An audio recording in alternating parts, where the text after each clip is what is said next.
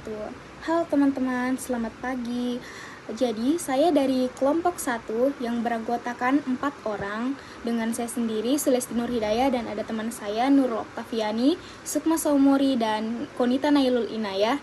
Jadi, kami dari kelompok 1 di sini ingin mempresentasikan materi dari fikih muamalah yang berjudul akad ijaroh. Nah, jadi teman-teman, setelah ini kita akan mempelajari akad ijaroh, manfaatnya, pengertiannya, dan lain-lain tentang akad ijaroh. Oke, untuk mempersingkat waktu, langsung saja kita masuk ke pembahasan yang pertama, yaitu pengertian akad ijaroh. Oke, langsung saja kita masuk ke bagian yang pertama, yaitu pengertian ijaroh. Ya, jadi di sini teman-teman, pengertian ijaroh itu ada secara bahasa dan ada secara istilah. Yang pertama itu secara bahasa. Jadi ijaroh itu teman-teman berasal dari bahasa Arab al-ujroh, yang berarti upah. Dan sedangkan secara istilah, akad ijaroh adalah akad pemindahan manfaat barang atau jasa dalam waktu tertentu dengan imbalan atau ujroh. Jadi secara umum, ijaroh adalah sewa menyewa atau upah mengupah. Dengan kata lain, ijaroh adalah akad antara pemilik manfaat barang atau jasa dengan pihak lain yang ingin menggunakan manfaatnya dengan imbalan tertentu. Jadi gitu teman-teman. Selanjutnya mungkin akan dilanjutkan dengan teman saya mengenai sejarah ijaroh. Selanjutnya yaitu sejarah ijaroh. Jadi, ijaroh itu sudah dikenal sejak masa Arab pra-Islam. Dia dikenal sebagai transaksi sewa menyewa. Pada masa itu, orang-orang melakukan akad untuk menyewa rumah, hewan tunggangan, atau jasa seseorang dalam jangka waktu tertentu dengan imbalan tertentu. Namun, pada masa tersebut belum ada transaksi-transaksi atau prinsip keadilan dan perlindungan yang jelas dalam transaksi tersebut, sehingga seringkali dilakukan penyalahgunaan dan ketidakadilan.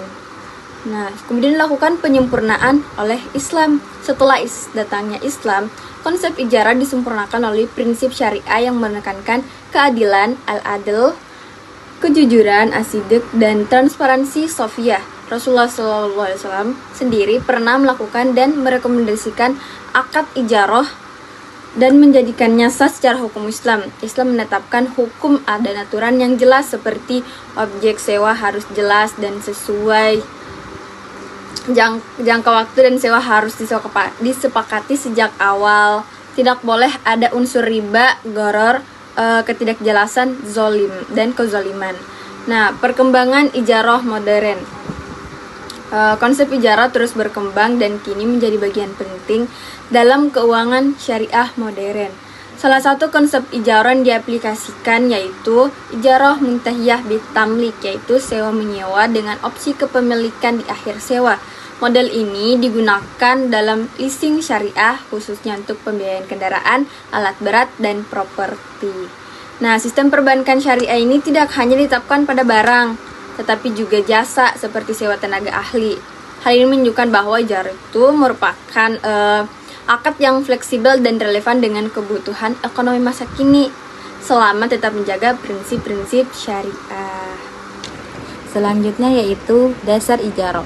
Yang telah diketahui, ijarah adalah sewa menyewa dalam Islam, di mana pihak penyewa atau mutajir membayar imbalan kepada mujir atas manfaat suatu barang atau jasa. Akad ini dibolehkan dalam Islam jika dilakukan sesuai dengan syariat yang telah ditentukan. Dasar hukum yang mendukung kebolehan ijarah adalah Al-Quran dan Hadis, di mana dalam Quran surah At-Tolaq ayat 6 yang artinya, jika mereka menyusui anak-anak kalian, maka berikanlah kepada mereka upah. Dan dalam hadis juga yang artinya dari Ibnu Umar radhiyallahu anhu, Rasulullah sallallahu alaihi wasallam bersabda, berikanlah upah kepada pekerja sebelum keringatnya mengering. Hadis riwayat Ibnu Majah. Jadi ayat dan hadis ini menunjukkan bahwa ijarah dibolehkan dalam Islam karena ijarah dibutuhkan dalam kehidupan masyarakat. Syariat ijarah bertujuan untuk memberikan kemudahan bagi umat dan saling memanfaatkan. Dan ada juga ijma. Landasan ijma umat Islam pada masa sahabat telah berijma bahwa ijarah dibolehkan sebab bermanfaat bagi manusia, dan tidak seorang ulama pun yang membantah kesepakatan ijma ini. Sekalipun ada beberapa orang yang di antara mereka yang berbeda pendapat, tetapi hal ini tidak dianggap atau tidak ditanggapi. Oke, kita ke selanjutnya. Selanjutnya, rukun dan syarat ijarah. Dalam akad ijarah atau sewa menyewa terdapat 5 rukun utama. Yang pertama, penyewa. Penyewa adalah pihak yang menyewa barang atau pihak yang menggunakan manfaat dari barang yang disewa. Yang kedua, pemberi sewa, yaitu orang yang memiliki barang atau jasa yang menyewakannya kepada pihak penyewa. Yang ketiga, objek sewa, yaitu manfaat yang diperoleh dari barang atau jasa yang disewakan. Contohnya seperti rumah, kendaraan, atau tenaga kerja. Yang keempat, imbalan. Imbalan di sini adalah pembayaran atau upah yang diberikan oleh penyewa kepada pemberi sewa.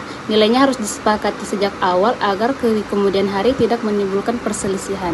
Yang kelima itu ijab dan kabul. Ini adalah pernyataan saling setuju antara kedua belah pihak baik secara lisan ataupun tertulis yang menunjukkan bahwa akad ini sah yang telah disepakati. Nah, selanjutnya kita bahas syarat ijarah. Dalam akad ijarah ada syarat ijarah yang harus terpenuhi terlebih dahulu. Ada 3 syaratnya. Yang pertama, objek manfaat harus halal. Maksudnya di sini apa? Artinya barang atau jasa yang disewakan tidak boleh bertentangan dengan syariat Islam.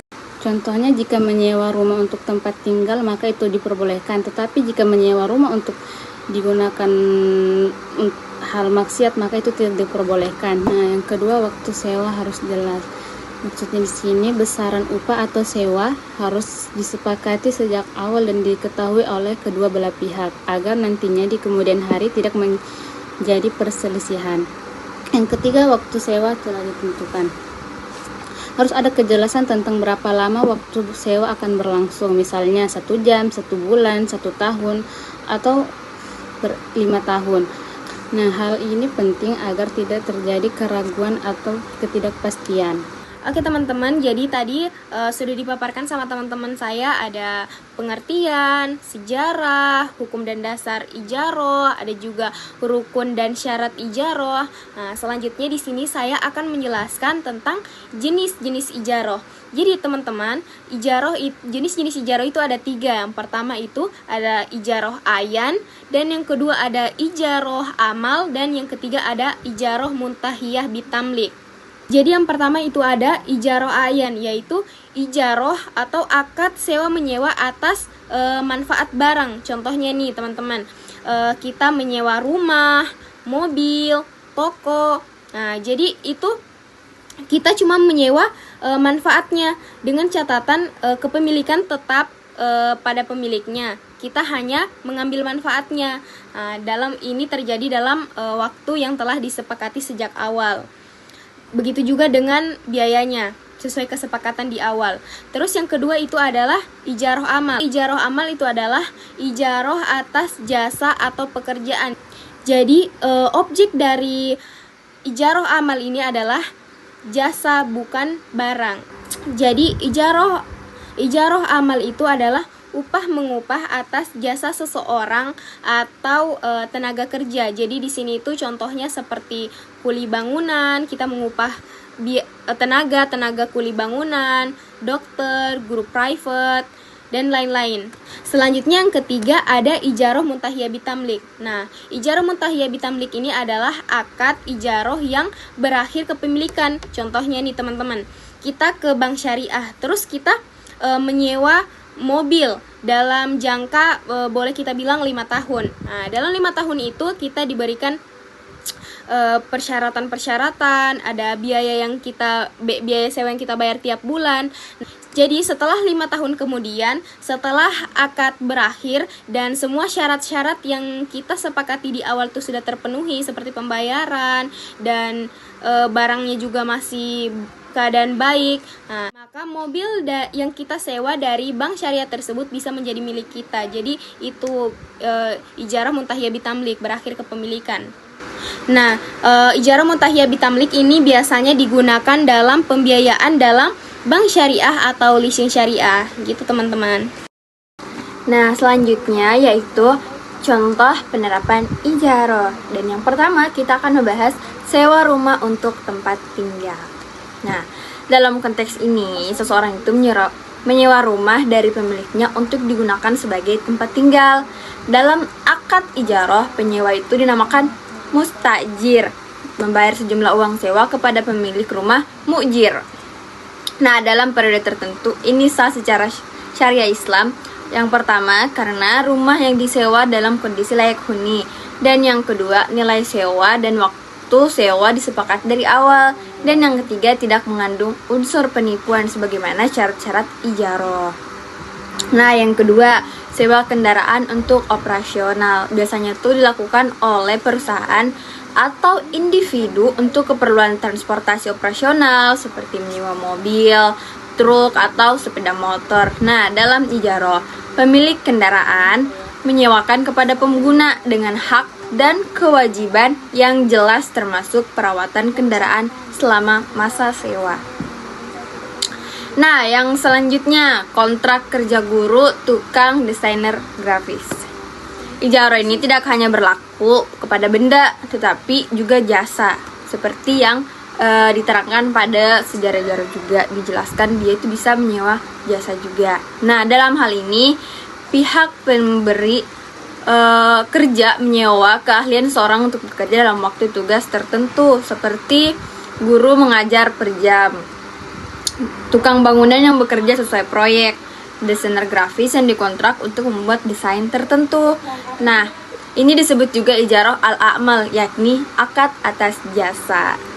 Selanjutnya, sewa peralatan kantor atau teknologi. Nah, perusahaan ini biasanya dapat punya berbagai peralatan seperti komputer, printer, mesin fotokopi, atau software teknologi untuk mendukung operasional bisnisnya. Nah, sewa ini tuh menghindarkan perusahaan dari kebutuhan atau membeli aset mahal secara langsung. Dan selama perjanjiannya adil dan transparansi, hal ini dibolehkan dalam syariah. Oke, selanjutnya saya akan membahas tentang hikmah dan manfaat dari ijarah. Yang pertama yaitu dapat meningkatkan perputaran ekonomi, di mana bisa meningkatkan produktivitas aset, di mana kayak seorang bisa memanfaatkan barang seperti rumah, kendaraan, atau barang yang tidak digunakan dan bisa disewakan dan menghasilkan penghasilan yang pasif. Yang kedua yaitu dapat solusi bagi yang belum mampu membeli, di mana dapat menghemat biaya investasi, di mana seorang pihak yang belum mampu membeli barang bisa menyewa terlebih dahulu seperti menyewa mobil, menyewa rumah, dan lain-lain. Dan ada juga yang ketiga yaitu dapat memperdayakan tenaga kerja, di mana dapat meningkatkan lapangan kerja. Ijarah bisa membuka peluang kerja bagi orang yang memiliki keterampilan seperti tukang, guru, supir, dokter, dan lain-lain. Dan yang terakhir yaitu dapat menghindari riba dalam transaksi jasa, di mana ijarah juga dapat memberikan alternatif halal terhadap riba dalam konteks pembiayaan, seperti contoh atau misalnya ijarah mutahiyah bitamlik, di mana ijarah menjadi solusi syariah dibandingkan dengan sistem kredit konvensional yang mengandung bunga. Jadi itu saja hikmah dan manfaat dari ijarah. Baik teman-teman, kita sudah sampai pada penutup. Sebagai penutup kita bisa simpulkan di sini bahwasannya akad ijarah ini adalah bagian penting dalam sistem ekonomi Islam. Kenapa penting? Karena dengan adanya akad ini bisa memberikan solusi pemanfaatan barang atau jasa tanpa harus melanggar prinsip Islam. Selain itu, akad ijarah juga menjaga keadilan antara pemilik barang dan pengguna. Pemilik mendapatkan imbalan yang layak serta pengguna memperoleh manfaat atas kesepakatan. Jadi kedua belah pihak sama-sama saling diuntungkan. Nah, yang terakhir, Akad ini mendorong pemanfaatan harta tanpa riba. Artinya semua prosesnya halal, transparan, dan sesuai aturan Islam, sehingga berkah untuk semua belah pihak. Oke teman-teman semua, demikianlah penjelasan dari akad ijarah yang sudah kita bahas tadi, mulai dari pengertian, sejarah, hingga pemanfaatan akad ijarah tersebut. Nah, jadi akad ijarah ini adalah salah satu sistem ekonomi Islam yang sangat bermanfaat. Dengan adanya akad ini, kita bisa memanfaatkan barang atau jasa tanpa harus memiliki barang tersebut, tetap adil untuk pemilik dan pengguna. Dan yang paling penting, dengan adanya akad ini kita bisa terbebas dari riba. Teman-teman, semoga penjelasan ini bisa menambah wawasan kita semua, serta bukan cuma untuk teori di kelas, tapi untuk kehidupan kita sehari-hari juga. Karena siapa tahu di masa yang akan datang kita akan terlibat oleh praktik ijarah ini, bukan cuman baik sebagai penyewa maupun pemilik penyewa barang. Nah, terima kasih untuk semua waktu dan perhatian yang telah menyimak video presentasi kami. Jadi saya mewakili teman-teman presentasi saya yang lain mengucapkan mohon maaf atas kekurangan dan salah kata, dan saya tutup presentasi kali ini dengan mengucapkan wabillahi taufiq wal hidayah. Wassalamualaikum warahmatullahi wabarakatuh.